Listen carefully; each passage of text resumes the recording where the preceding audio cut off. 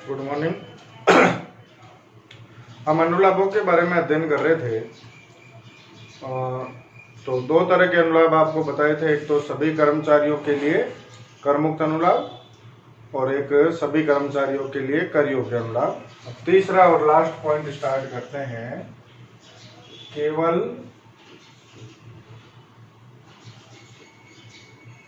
विशिष्ट कर्मचारियों के लिए कर योग्य अनुलाभ। ऐसे अनुलाभ जो केवल विशिष्ट कर्मचारियों के लिए कर योग्य होते हैं। तो सबसे पहले तो ये बात समझनी जरूरी है कि विशिष्ट कर्मचारी कौन है। विशिष्ट कर्मचारी, तीन तरह के कर्मचारियों को हम विशिष्ट कर्मचारी मानते हैं। सबसे पहले फर्स्ट, ऐसा कर्मचारी जो व्यापार का संचालक भी हो, मतलब कर्मचारी यदि अपन उस बिजनेस का डायरेक्टर भी है कर्मचारी के साथ साथ, तो उसे विशिष्ट कर्मचारी मान लिया जाएगा। दूसरा, कर्मचारी का व्यापार में सार्वजनिक हित हो। सार्वजनिक हित का मतलब होता है कि कर्मचारी ने उस व्यापार के 20% से अधिक अंश खरीदे हैं। यदि किसी कर्मचारी ने जिसमें वो काम कर रहा है उसके 20% से ज्यादा अंश उसके पास है उस व्यापार के, तो वो भी विशिष्ट कर्मचारी माना जाएगा। तीसरा, कर्मचारी की वेतन शीर्षक से कर योग्य आय 50,000 रुपए से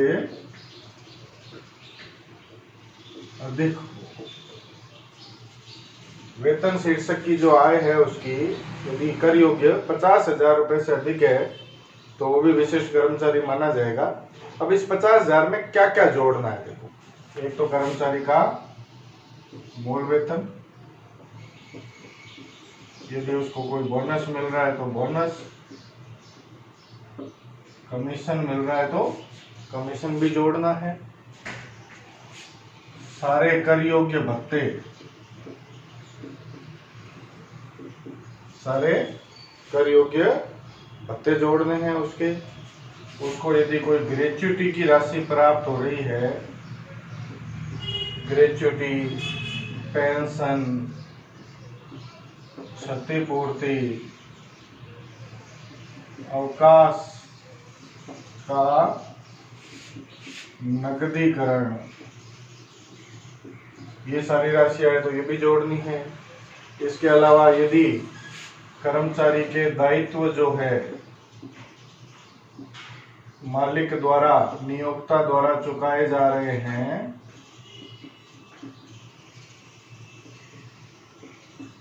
वो भी इसमें जोड़ने हैं।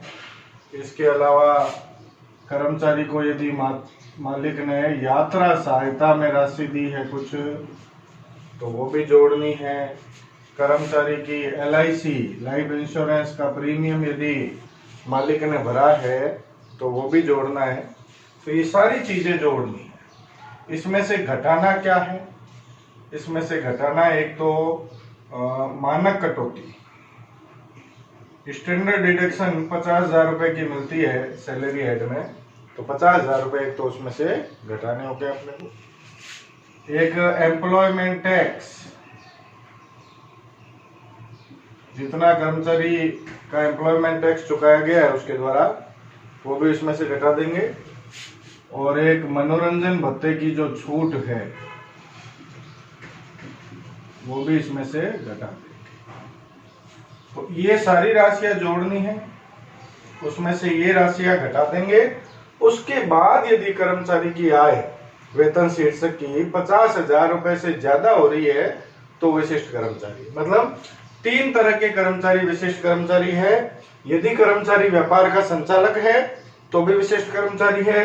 यदि कर्मचारी का व्यापार में सार्वनिहित है, मतलब उसने उस व्यापार के 20% से ज्यादा शेयर खरीद रखे हैं तो भी विशिष्ट कर्मचारी है। और ये कंडीशन 50,000 रुपए वाली है तो भी वो विशिष्ट कर्मचारी है। तो यदि कर्मचारी विशिष्ट कर्मचारी है तो उसके लिए कौन कौन सी सुविधाएं, कौन कौन से अनुलाभ कर योग्य होंगे, अब उसकी बात करते हैं हम, ठीक है ना। कौन कौन से अनुलाभ कर योग्य होंगे। यदि विशिष्ट कर्मचारी नहीं होगा तो उनके लिए ये अनुलाभ जो है वो कर मुक्त हो जाएंगे। विशिष्ट है तो फिर ये अनुलाभ कर योग्य हो। कौन कौन सी सुविधाएं। सबसे पहले कार की सुविधा। यदि मालिक ने कर्मचारी को कार की सुविधा प्रदान की है तो, और वो विशिष्ट कर्मचारी है तो वो उसके लिए कर योग्य होगी। अब कार की सुविधा की अलग अलग परिस्थितियां हैं, उसकी एक टेबल बना देता हूं मैं। उस टेबल के आधार पर आपको कर योग्य करना है। कितनी कितनी राशि कर योग्य होगी वो इस टेबल में लिख लेते हैं हम। विवरण। यदि कार जो इंजन की कैपेसिटी है कार की वो 1.6 लीटर से अधिक हो, और एक है कि इंजन की कैपेसिटी 1.6 लीटर से कम, तो क्या क्या राशियां जो है उस पर टैक्स लगेगा। तो सबसे पहली बात तो हम करते हैं, यदि कार मालिक की है, नियोक्ता की है। कार यदि किसकी है, मालिक की है, तो कितना टैक्स लगेगा, ठीक है ना। मालिक की हो चाहे उसने किराए पे ली हो, वो है मालिक की, कुल मिलाकर किराए पे लिए तो भी मालिक की है। तो यदि कार का प्रयोग केवल कार्यालय, ऑफिस के लिए हो रहा है तब तो इस सुविधा का मूल्य 0 मानेंगे, क्योंकि ऑफिस के काम आ रही है तो फिर कर्मचारी का उससे क्या मतलब है। ऑफिस के लिए वो यदि ऑफिस के काम के लिए उस कार में बैठ के कहीं जाता है तो उसका मूल्य 0 मानेंगे। और यदि कार का प्रयोग कर्मचारी के निजी उपयोग हेतु हो रहा है, यदि कार का प्रयोग निजी उपयोग हेतु हो रहा है तो कैसे करेंगे। तो देखो, निजी प्रयोग में होने पर इसकी जो हम बात करते हैं कि इसके जो खर्चे होंगे, चलाने के खर्चे प्लस ड्राइवर का वेतन,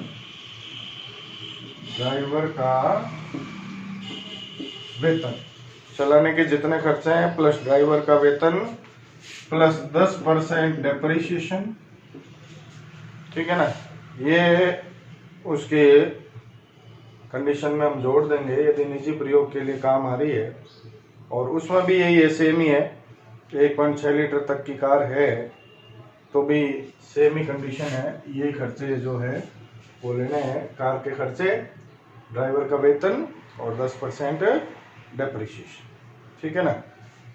और तीसरी कंडीशन है कि यदि आंशिक रूप से निजी प्रयोग हो रहा है कार का, आंशिक रूप से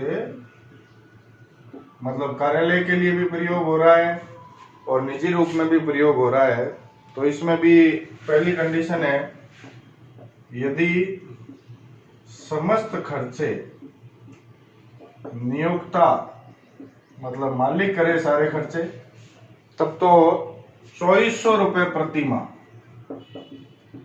सुविधा का मूल्य माना जाएगा। और 1.6 लीटर से कम की कार है तो 1800 रुपये प्रति माह सुविधा का मूल्य मानेंगे। और यदि खर्चे कर्मचारी करे, मालिक ना करके खर्चे कौन करे, कर्मचारी करे, तो 900 रुपये प्रति माह है और इसमें 600 रुपये प्रति माह, ठीक है ना। और यदि चालक की सुविधा ड्राइवर अलग से दे, ड्राइवर अलग से दे, चाहे ये कंडीशन और चाहे ये कंडीशन हो, ड्राइवर का खर्चा हमेशा 900 रुपए प्रति माह अलग से जुड़ेगा, दोनों ही केस। तो ये कंडीशन ध्यान रखनी है आपको सारी, ठीक है ना। उसके बाद बात करते हैं कि कार यदि कर्मचारी की हो, कार कर्मचारी की हो और खर्चे कौन करे, मालिक करे। कार तो किसकी है, कर्मचारी की है, और खर्चे मालिक कर रहा है। तो वही कंडीशन, पहली कंडीशन, यदि कार्यालय के लिए प्रयोग आ रही है तब तो सुविधा का मूल्य 0 होगा, और निजी प्रयोग आ रही है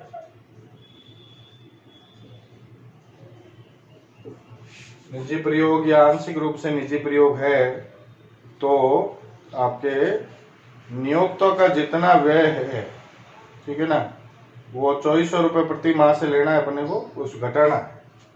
देखो, नियोक्ता का जितना खर्चा लगा है उसमें से 2400 रुपये प्रति माह घटा दे, यही वाली चीज है। और इसमें नियोक्ता का जितना खर्चा होगा उसमें से 1800 रुपये प्रति माह घटेगा। लेकिन यदि ड्राइवर की सुविधा साथ में है तो यहाँ 2400 की जगह 900 और जोड़ दो, इसमें 2400 और 900 3300 रुपये घटाएंगे। और इसमें ड्राइवर की सुविधा है तो 1800 और 900 2700 रुपये प्रति माह घटा देंगे।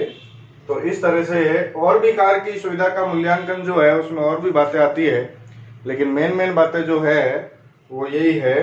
तो ये ध्यान रखनी है आपको कि मुख्य रूप से कार की सुविधा का जो मूल्यांकन है वो किस तरह से अपने को करना है, ठीक है ना। कार की सुविधा के बाद में विशिष्ट कर्मचारियों के लिए और कौन कौन सी सुविधाएं कर योग्य होगी उनकी भी बात हम करते हैं। देखो, एक तो कार की सुविधा, ये बड़ा पॉइंट था।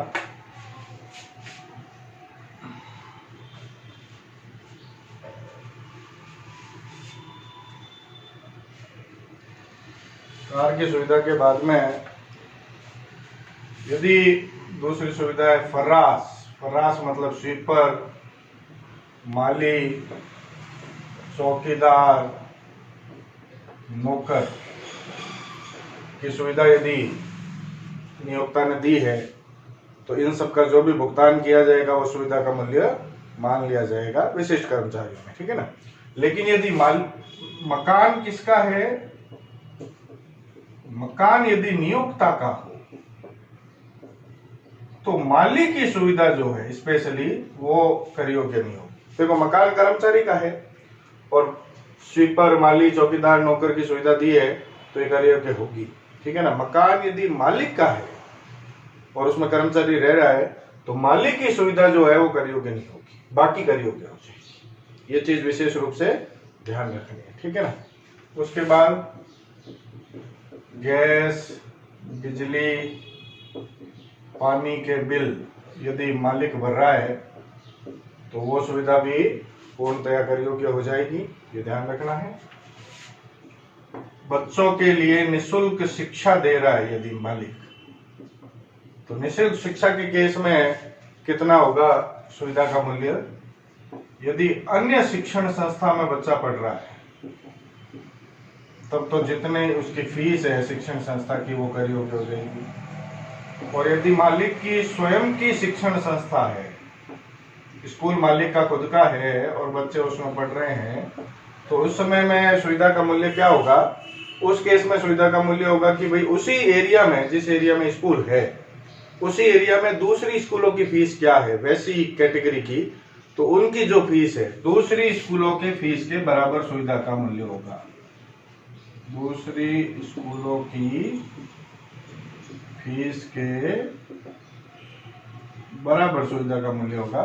लेकिन स्वयं की शिक्षण संस्था है तो 1000 रुपए प्रति माह प्रति बच्चा तक ये सुविधा कर मुक्त है। लेकिन यदि फीस 1000 रुपए से ज्यादा है, फीस 1000 रुपए से ज्यादा है तो पूरी राशि कर योग्य होगी। फिर 1000 रुपए उसमें छोड़ेंगे नहीं। मान लो आज फीस 1200 रुपए है किसी स्कूल की, तो ये नहीं कि 1000 घटा के 200 रुपए कर योग्य कर दे, पूरे 1200 कर योग्य हो जाएंगे। यदि 1000 रुपए के अंदर अंदर फीस है तब तो पूरी कर मुक्त है, और यदि 1000 रुपए से ज्यादा है तो पूरी राशि कर योग्य होगी। ये विशेष रूप से ध्यान रखना, ठीक है ना। उसके बाद यातायात की सुविधा। यदि कर्मचारी के परिवार के सदस्यों को कोई यातायात की सुविधा प्रदान की जा रही है निजी कार्य के लिए, तो यातायात की सुविधा में जितना खर्चा होगा या वैसी सुविधा और कौन प्रदान कर रहा है उसकी जो लागत है, ठीक है ना, उसके बराबर अमाउंट जो है वो कर योग्य हो जाएगी, ठीक है। तो ये सभी जो अनुलाभ अभी बताए आपको, कार की सुविधा, ये सारे अनुलाभ है, केवल और केवल विशिष्ट कर्मचारी के लिए कर योग्य है। विशेष रूप से ध्यान रखना है, यदि कर्मचारी विशिष्ट नहीं है तो ये अनुलाभ उसके लिए कर योग्य नहीं होंगे। ये विशेष रूप से ध्यान रखना है, ठीक है ना। तो तीसरी कैटेगरी भी अपनी पूरी हो गई। तो अनुलाभों के पॉइंट अपने पूरे हो गए। अनुलाभों के 3 पॉइंट आपको बता दिए। सभी कर्मचारियों के लिए करमुक्त अनुलाभ, सभी कर्मचारियों के लिए कर योग्य अनुलाभ और विशिष्ट कर्मचारियों के लिए कर योग्य अनुलाभ। तो आराम से इन तीनों पॉइंट का अध्ययन कीजिए, जो भी प्रॉब्लम हो वो पूछ लीजिए। इसके बाद में हम आगे का काम जो है वो नेक्स्ट वीडियो में बात करेंगे उसकी। Thank you.